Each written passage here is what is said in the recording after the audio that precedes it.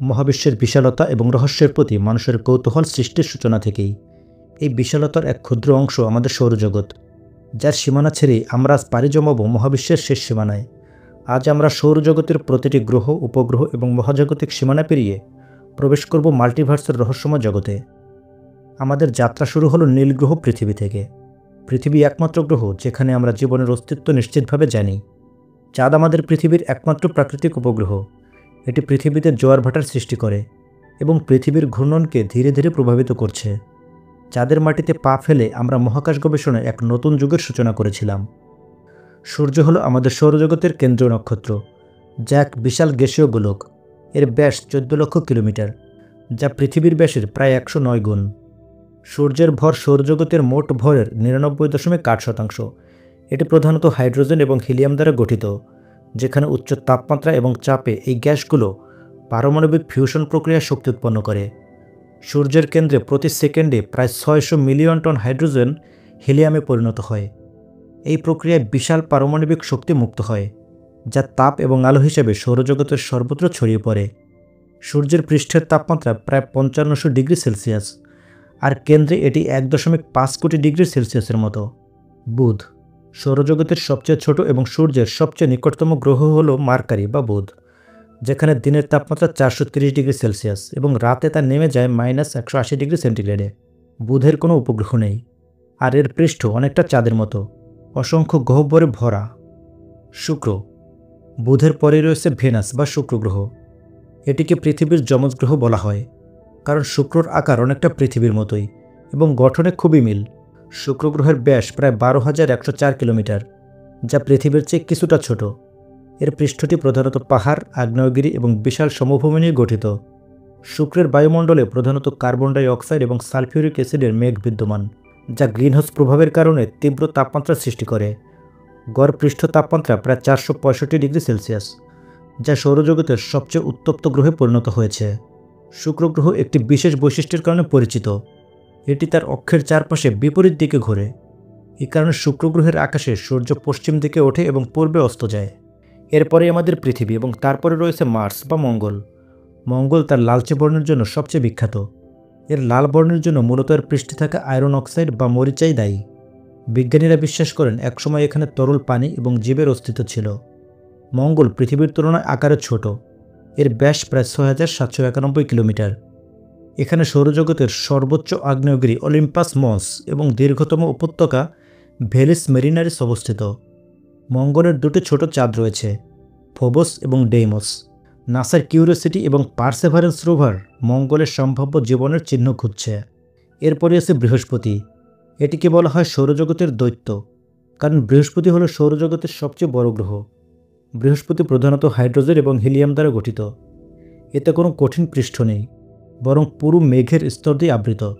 গ্রহটির ব্যাস প্রায় 1,43,000 কিলোমিটার, যা পৃথিবীর প্রায় 11 গুণ। বৃহস্পতির সবচেয়ে আকর্ষণীয় বৈশিষ্ট্য হল এর গ্রেট রেড স্পট, যা একটি বিশাল বড় ঘূর্ণিঝড়, যা আয়তনে পৃথিবীর চেয়েও বড় এবং শত শত বছর ধরে এটি সক্রিয় রয়েছে। এটি নিজের অক্ষের চারপাশে একবার ঘুরতে মাত্র 10 ঘন্টার মতো সময় নেয়। বৃহস্পতির 95টির বেশি চাঁদ রয়েছে, যার মধ্যে ইউরোপা, আইও, গ্যানিমিড এবং ক্যালিস্টো বিশেষভাবে গুরুত্বপূর্ণ। ইউরোপার বরফ আচ্ছাদিত পৃষ্ঠের নিচে তরল পানির সমুদ্র রয়েছে বলে ধারণা করা হয়। তারপরে রয়েছে শনি। শনি হল সৌরজগতের ষষ্ঠ গ্রহ এবং দ্বিতীয় বৃহত্তম গ্রহ। এটি গ্যাসের তৈরি এক দৈত্যাকার গ্রহ, যা তার মনোমুগ্ধকর বলয়ের জন্য সবচেয়ে বেশি পরিচিত। এই বলয় শনিকে সৌরজগতের অন্যতম আকর্ষণীয় গ্রহে পরিণত করেছে। শনি প্রধানত হাইড্রোজেন এবং হিলিয়াম গ্যাস দ্বারা গঠিত। এর ব্যাস প্রায় 1,20,536 কিলোমিটার, যা পৃথিবীর প্রায় 9.5 গুণ। শনির পৃষ্ঠে কঠিন কিছুই নেই। এটি মূলত গ্যাসের বিশাল মেঘের স্তর। শনির বলয়গুলো মূলত বরফ এবং ছোট ছোট ধূলিকণা দ্বারা তৈরি। এই বলয়গুলো 7টি প্রধান অংশে বিভক্ত, যা অজস্র ছোট বলয় নিয়ে গঠিত। বলয়গুলোর প্রস্থ কয়েক হাজার কিলোমিটার হলেও এগুলো অত্যন্ত পাতলা। শনির 80টিরও বেশি চাঁদ রয়েছে, যার মধ্যে টাইটান অন্যতম। টাইটানে মেঘ এবং তরল মিথেনের নদী রয়েছে, যা সম্ভবত এক ভিন্ন ধরনের জীবন ধারণের পরিবেশ হতে পারে। ইউরেনাস। ইউরেনাস একটি ব্যতিক্রমধর্মী গ্রহ, যা তার কক্ষপথে এক পাশ কাত হয়ে আবর্তিত হয়। এর প্রধান উপাদান হাইড্রোজেন, হিলিয়াম এবং বরফ। ইউরেনাসের মোট 27টি চাঁদ রয়েছে। এরপর রয়েছে নেপচুন। নেপচুন সৌরজগতের অষ্টম এবং সবচেয়ে দূরবর্তী গ্রহ। এটি তার তীব্র বাতাস এবং গাঢ় নীল রঙের জন্য সুপরিচিত। এর 14টি উপগ্রহ রয়েছে, যার মাধ্যমে ট্রাইটন অত্যন্ত গুরুত্বপূর্ণ। এরপর রয়েছে কুপার বেল্ট।